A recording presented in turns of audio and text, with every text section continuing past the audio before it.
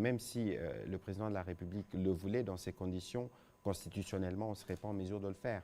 Les plus importants, c'est peut-être pas cela pour le moment. Les plus importants pour le moment, c'est de savoir ce qui est fait pour restaurer la sécurité dans ces parties du territoire national. Et vous avez suivi tout à l'heure ce que le général a dit en liminaire de ce qui s'est fait sur terrain. Parce que la vérité, c'est que beaucoup de ces opérations, lorsqu'elles se déroulent, lorsque par exemple le pylône ou lorsque nos drones entrent en action, on n'en fait pas forcément la communication. Mais aujourd'hui, s'il faut dénombrer les victimes rwandaises, on en compterait par centaines. Parce que chaque fois, les cibles sont bien trouvées, parce que c'est des drones, y compris équipés avec, je ne voudrais pas faire des détails sur ce qui relève des opérations militaires, mais il faut considérer que tout est fait et l'ennemi est poursuivi partout où il doit l'être pour être sûr que nous resterons la sécurité dans notre pays. Et qu'aujourd'hui, l'hypothèse de la guerre telle qu'abordée, telle qu'évoquée par le président de la République, dans un contexte précis, parce que nous étions déjà en opération contre le M23, vous avez vu qu'il y a eu l'émergence d'un mouvement que je ne voudrais même pas répéter ici, et c'est justement un avertissement qui avait été adressé et pour lequel des conséquences seront tirées. Et donc, dans cette guerre, toutes les hypothèses sont à table et les moments venus, si les conditions constitutionnelles sont requises, pourquoi pas, si les conditions l'exigent pour assurer la protection et la défense de notre territoire.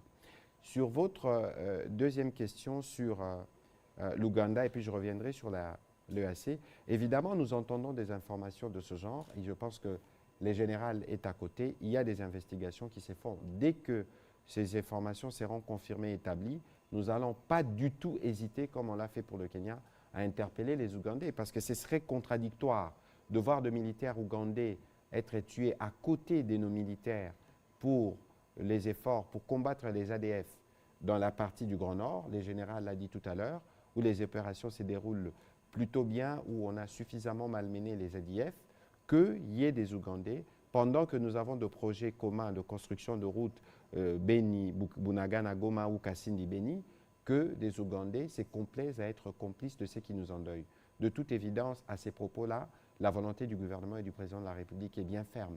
C'est dans les mêmes esprits, parce que vous avez suivi qu'avec le Kenya, il y a la question notamment qui avait été soulevée au sujet de la naissance de ce mouvement rebelle à partir du territoire kenyan, alors que Nairobi, pour nous, rappelle plutôt le processus de paix, ça pose un problème. Et le mutisme de l'EAC à ces sujets soulève des questions. Et donc aujourd'hui, pour ceux qui pensent que la République démocratique du Congo devrait suspendre sa participation de cette instance, ils trouvent les ferments justement dans cette attitude.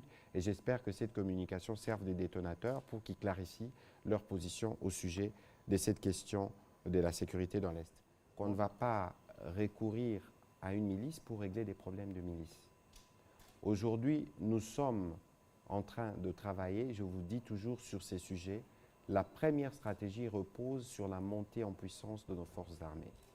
Et c'est un processus qui est en cours. Ne pensez pas que remonter en puissance une armée, c'est fait sur un claquement de doigts.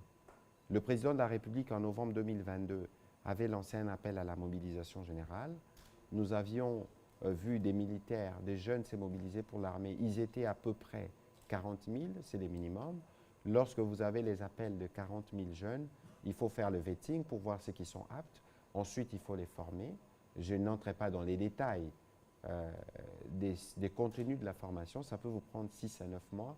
Ensuite, il faut les équiper. Ensuite, il faut les déployer. Il y a les temps minimums qui Et surtout, il faut les entraîner. Il faut les entraîner. C'est l'entraînement qui prend du temps.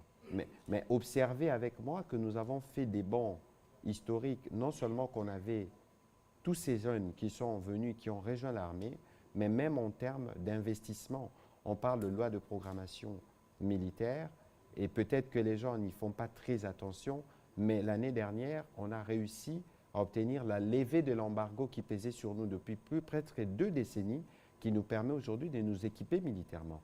La difficulté qu'il y a, c'est que nous avons évidemment des besoins pressants pour régler les problèmes de la sécurité à l'Est. Et dans cet ordre-là, que le gouvernement, ou à travers l'armée, travaille avec des partenaires qui interviennent notamment dans la formation. Et je crois qu'il y a aussi un travail qui est fait dans le cadre de la coopération militaire avec la France, qui va former nos militaires, les équiper, bien les entraîner pour faire face à tout type de menaces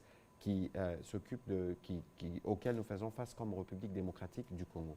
Et donc ça, c'est la première stratégie, la montée en puissance de nos forces armées. Et puis nous travaillons évidemment, parce que nous appartenons à des organisations sous-régionales, et ces organisations qui ont des pactes notamment de stabilité, ici en l'occurrence il s'agit de la SADC, d'autres forces peuvent venir en appui aux forces armées de la République démocratique du Congo. Et donc ici, il est hors des questions de recourir à des forces comme vous les avez citées pour venir assurer le combat pour la défense de notre territoire.